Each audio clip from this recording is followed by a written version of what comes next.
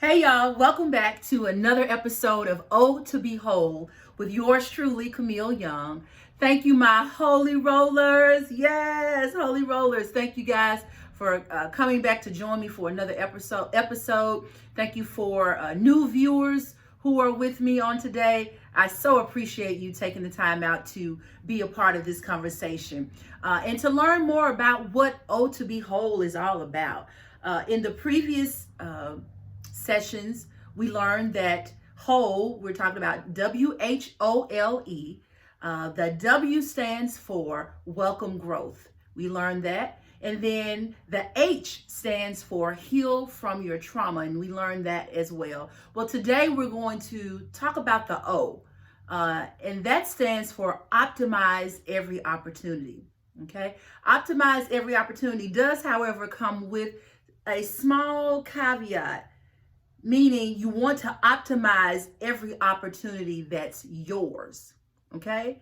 You want to optimize every opportunity that's yours. Every opportunity that is presented to you is not necessarily yours for the taking. I know you hear, the old people say, I guess we becoming the old people, some of us, but we say, all money ain't good money. You know, just because somebody is dishing out money to you and giving you money, and yeah, it may be meeting some needs or whatever, that doesn't necessarily mean that it's good money, because it may come with a price that you may not be willing to pay. So similarly, opportunities are the same way. Even when you look back over your life and think about decisions that you made, whether it was regarding a job or a career change or a relationship or even a purchase that you may have made, and you're able to look back on that and recognize that that was not the right opportunity for me at that time. It may have looked good and felt good at that time, but when you really look back at it, it probably was not a good opportunity for you in that moment. So I want to just talk to you a little bit more about optimizing every opportunity that is for you, so that you are able to catapult the progress of your purpose. You know, when certain opportunities that come into your life will literally catapult your progress, meaning it will put you much further along than you anticipated. For some people, they may have been working on something for years and years and years, and the right opportunity presents itself, and before you know it, they end up on the Oprah show, or they end up on, some large platform. You just never know what the right opportunity for you will be to catapult your progress into your purpose. So before I go any deeper, I want to talk about optimize. When you think about the word optimize, for me, it's like taking full advantage of something, or exhausting all usage of something for your benefit, though. You're exhausting the usage for your benefit. So I know you've probably heard of people who use toothpaste, right? You have a tube of toothpaste, and you're pushing out the toothpaste, and right when you think that there's not enough, some people will go as far as to cut the toothpaste tube open to optimize all of the toothpaste that's still in that tube. They are making sure that that tube is completely empty before they dispose of it. And that's what optimization is. That's what optimizing something that benefits you, that's what that is. It's making sure that you have exhausted every option, and it's pretty much of no more use to you, because you've taken it and used it and exhausted its use. So when you think about optimize, think about it in that context. So as I mentioned before, there are times where you have opportunities, right? And you're trying to decide, is this the opportunity for me, though? So some things that I try to do now as I, grow in life and get a better understanding about walking in my purpose and understanding like what's for me, not what's for you, not what's for someone else, but what's for me. There are some things that I like to check off my list before I just say yes to certain opportunities. One is confirmation. Okay. Something is said that will confirm what's already been placed in my spirit already.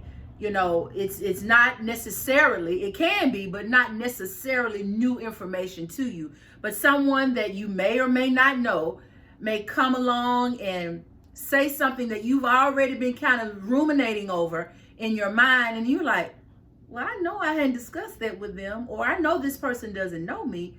So, okay, that may be a confirmation.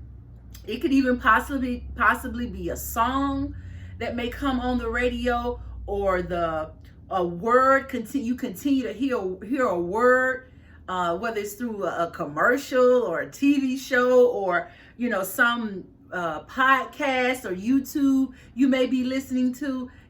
Those are confirmations. Or you may be reading the word, or listening to some level, some empowerment sermon. That's what I'm looking for when I am trying to confirm whether or not a opportunity is for me. That's one of the things that I look for, is confirmation. And not necessarily just one confirmation, but it can come, you can look for a couple confirmations just to make sure you're on the right track before you accept or move forward in the opportunity. Another thing that I tend to look for is, I look for peace and a calmness. Sometimes things can happen where you may get, you may get excited about it, but you don't have a peace about it. You may not be resting because you're so anxious about it, or something is just not setting well with you when you think about that opportunity. So peace and calmness, I like to have that to come over me when I am trying to see if that is my opportunity for me. And then there is sometimes a healthy longing or desire for something. Okay. So something that is not arbitrary, not something that, for some people, like I mentioned before, it may have been something that you've been desiring to do, for a very, very long time. And the opportunity is now finally presenting itself. And it's like, you're in the moment. It's like, Lord, this is it. This is it. I envisioned this. I saw this. I dreamt this already.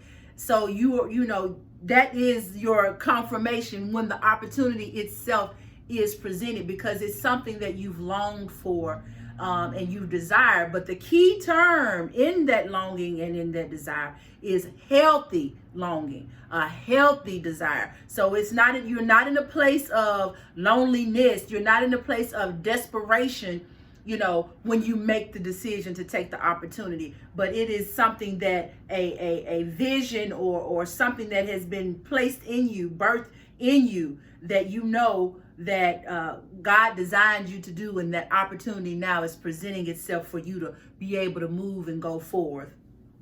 And then another way is, it's an unexpected interest that you're willing to say yes to, or that you're willing to submit to. The example that I'll give is, this YouTube channel. I had no desire at all. It had never crossed my mind to ever do a YouTube page. But when the Lord placed it on my heart, I didn't know necessarily what to do, but it was like, Lord, I'm willing to give you my yes. I'm willing to say yes, because I know this is not something that I came up with on my own.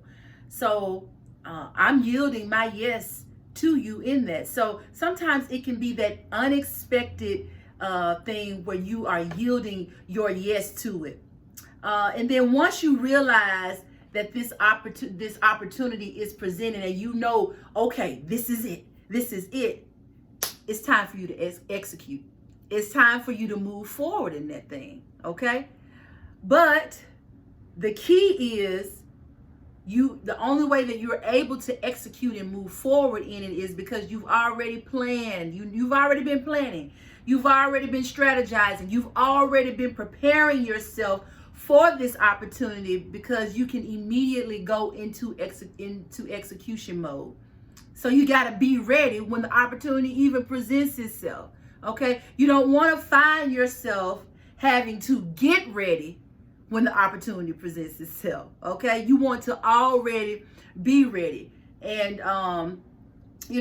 some people, cannot optimize every opportunity because you lack the preparation. You lack the vision. You lack the drive. You lack the focus. You lack the endurance, and you lack the character or the integrity to be able to optimize that opportunity, to be able to move forward and execute on that opportunity that's been presented to you. And I do want to, say that the character and integrity is so important, because even if the opportunity is presented to you, and it could be your opportunity and you prepared for it, but if you do not have character, you are not a person of good character, a person of integrity, that opportunity will only take you so far. You will only go so far. You'll ruin it.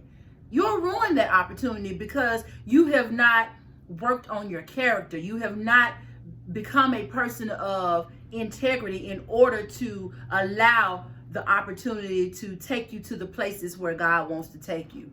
So I just want to make sure you understand that on the front end. I hope that that's something you are an integral person. But if that's an area of where you need to grow, you need to start doing that, because opportunities are going to begin to present themselves to you, and you want to be ready holistically. So I just challenge you today, whatever it is that you desire in life. Some of you may already be in a place where the opportunity has been presented, and you are, you run with it. You're running with it, and it's taking off. Congratulations to you. I am excited for you. I am happy for you. But for those who are still waiting on that opportunity, whether it's for a husband, but what are you doing to prepare yourself? If you're trying to be a queen prepared for her king, what are you doing in the interim? Okay, what are you doing with your time? Are you learning to be a loving person just in general? Are you learning to be a person who speaks life, a person who is supportive? And it don't hurt if you have a few dishes that you know how to cook really well either. Now, I'm not saying you're anybody's chef, or that you have to be anybody's maid or anything, but it's good to have those qualities if you are waiting for your king.